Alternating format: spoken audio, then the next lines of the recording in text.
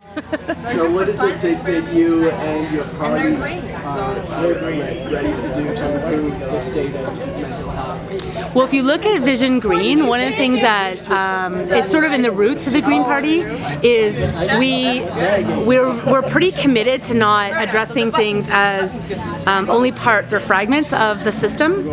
So we would say health generally, preventative health is important. And actually, if you look at the cycle of most things, if you prevent, it's much more cost effective and it's usually easier than intervention, like fixing something. So, and I don't know all the science around this, but I know that a lot of Vision Green points to things like the more chemicals in our food, the more like there's an interrelationship between the air, water, and food quality, the type of education systems we have, the type of physical fitness. I think there's quite a bit of research on fitness and the natural endorphins being part of a health regimen. So that's a lot of what we're focused on, and federally, you don't get as much impact as you would provincially.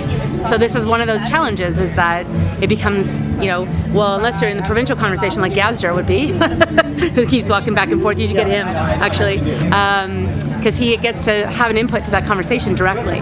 So what are we actually doing? And it's, at least from what Ted Ball taught me many years ago, it still seems to be like,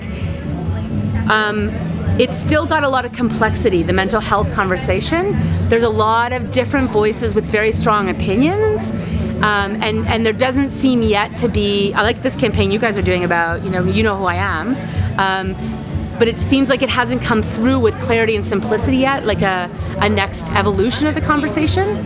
And that's what I think would be really helpful and healthy, would be let's move, we've gone through this conversation and it's gotten us someplace, but now let's have the next conversation together. I think that would be really good.